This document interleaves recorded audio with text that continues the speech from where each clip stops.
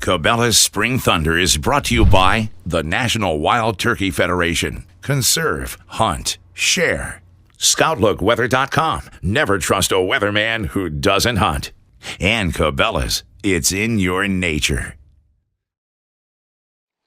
Well, thanks for joining us for another episode of Cabela's Spring Thunder. Before we get to this week's show, I want to touch on a new feature of Spring Thunder site called Gobbler Watch, and you can click on the tab right underneath the player to go over and check it out. But it's a fully interactive website designed to bring you current updates on turkey behavior right in your own backyard. You can interact with us, NWTF biologists, ask questions about what the birds are doing. I think you're really going to enjoy it. We'll bring you more about that in the next couple weeks. But on this week's show, we're talking all about hunting flocked up turkeys during the early season.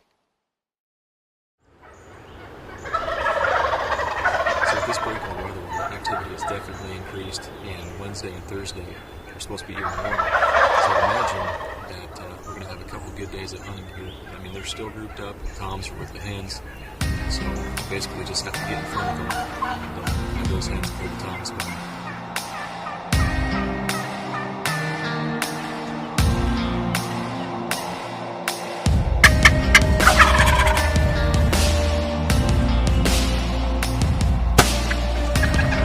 To have seen him on 2 consecutive days, to have seen where he was coming out, then to go in and set the blind up and harvest him, I just couldn't ask for anything better.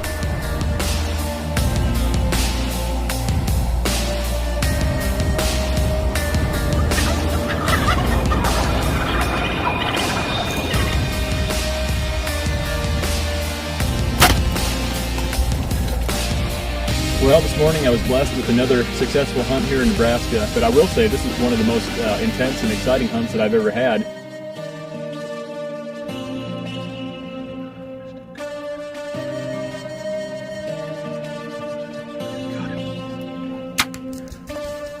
It's been a roller coaster. We've been in birds the whole time, and pretty much everything was staying out of range until this morning. We had the entire group come right down by the blind.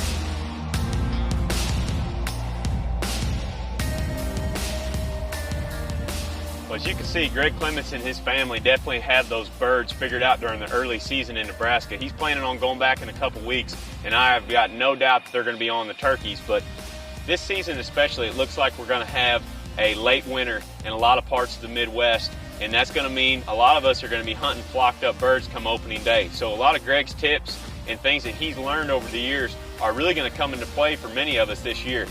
Patterning the birds is probably the most important thing for hunting flocked up turkeys, and today that's exactly what John and I are doing. We're out here and we're doing some scouting.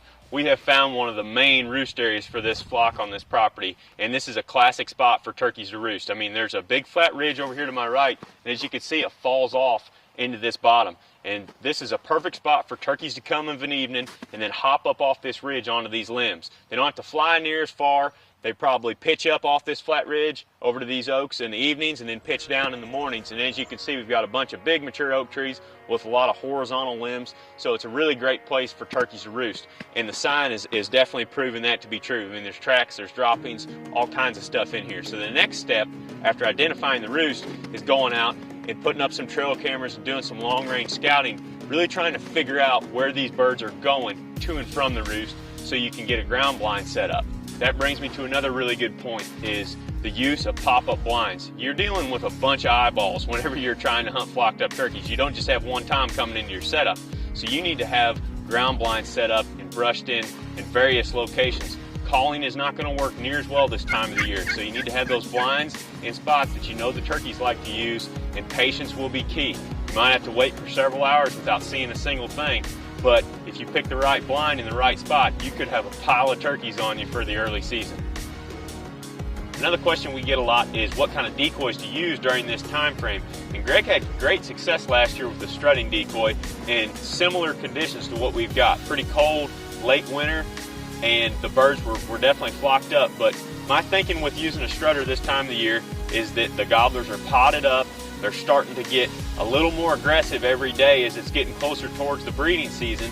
So if they're in groups of 2 to 4 to 5 gobblers and they see that lone tom out there, all it takes is to get the attention of one of those and it could bring in the whole entire group. Decoys aren't going to pull in birds from long distances like they will later on in the spring, but if your scouting is right and you get those birds within that 50 to 100 yard bubble, it can bring them on in for a shot. Next, we're going to head down to Tennessee and join Andy and David as they give us a few tips for hunting river bottom turkeys. All right, guys, we've been out all morning scouting for turkeys. We'd like to take a minute to talk to you about hunting flat ground or river bottom longbeards. That's right. We're on a farm that we've hunted here for the past several years. And as we go through and scout the farm today, we're going to take you along and show you some of the ways and some of the reasons that we've been so successful at killing birds here. When you're hunting this wide open flat ground, you have to take what little is given to you and use it to your advantage. Here we have the river. You can use a boat, canoe, whatever you can use to access this property. It's a great way to get in close on these birds without them knowing you're there. Second of all, if your tom is already out in the field with his hens, as you can see here, the river bank is higher up top than it is down by the water. You can get down along the edge of the water, hunker over, and make a move on that bird. You know, we don't always hunt funnels for turkeys as much as we do deer, but when hunting flat ground, this is going to help you put the odds in your favor. All we have here is a simple drainage right here that's going to flood. As you can see, it's already starting to fill up with water now, but we've got a differential here about a foot from high ground to low ground. And this is an old road, logging road right here. So as the spring rains come, this is actually going to fill up and it's going to push these birds to use this road to travel from field to field. So this is going to be one of those places that we're going to neck these birds down and take full advantage of it. All right, well, we just got up here. Luckily enough, on this farm, we do have a little bit of a rise that's got some bigger timber on it for these turkeys to roost. You know, if you do only have flat ground, you just want to key in on the bigger trees on that farm. Any kind of tree, it doesn't matter whether it's hardwood, softwood, what kind, as long as it's a larger diameter tree, the turkeys will roost there. We can tell by the droppings and the scratchings up here, these turkeys are roosting here again this year. So that really helps us, especially if we do come in by the river, we know where these turkeys are going to be roosting at. One thing that you really need to remember, if you hunt anywhere where you're going to be walking across the field, whether it's low ground or high ground, you need to get in there well before daylight. Because if those turkeys see you, they might still gobble on the roost, the hens might still cackle and yelp and everything, but if they see where you go, they are not going to come your way. You know, I talked to you a little bit about high ground funnels. Next thing I want to talk about is what you need to locate on your property is your high ground food, which we've actually planted this one. This is a clover field we've got going, and as you can see, the timber's already flooded behind us. So this is going to play a big advantage. Take, for example, our Illinois hunt last year. Andy and I went up there thinking that we were going to have the run of the property, when in reality, the timber was flooded. So what did we do? We keyed in on the high ground oaks. After Andy and I attacked down in Kansas, we came to Illinois, and this is our last day before we head home. When we got back here, we got like 3 or 4 birds gobbling back here behind us, so we snuck in on this, I guess, oak flat. It's real open woods, right where we know they've been using, because we were in here a couple days and actually bumped a couple birds out of here. But we left it alone, came back in here this morning, and it's looking good. Hopefully they'll work our way.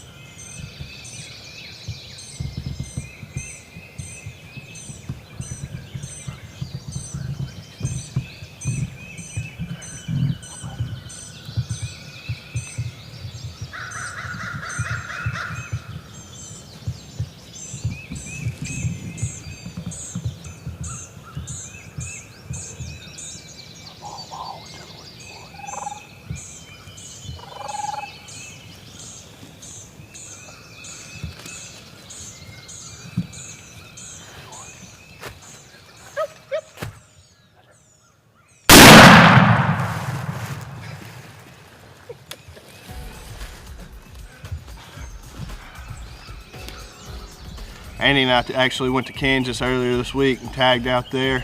Drove on down back to Illinois because we both had tags. And it's our last morning here, and I just tagged out. Yeah, it looks like a hen. Well, as we were wrapping up here, a hen just walked out in the back of the field here, but I hope that some of the tips we gave you today will help you if you have to hunt in this river bottom ground. And remember, while it might be difficult, it is the first places to green up in the springtime to provide food for these turkeys.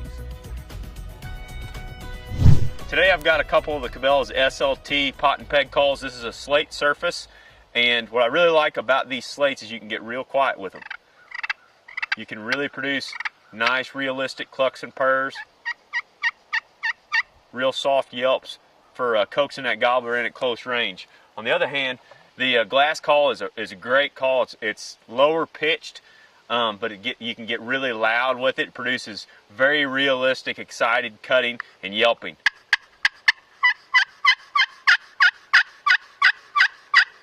So check them out at your local Cabela's or Cabela's.com. Well, that's going to wrap it up for this week's episode. Next couple weeks, we're going to be heading down south for the openers, South Carolina, Florida. I can't wait to get in the woods and start chasing some of these longbeards. But we hope you enjoyed the show. If you're not already a member or you need to renew your membership with the National Wild Turkey Federation, please click on the link in the corner of our screen, go over to their page and become one. But thanks once again for joining us. We'll see you next Monday for the next episode of Cabela's Spring Thunder.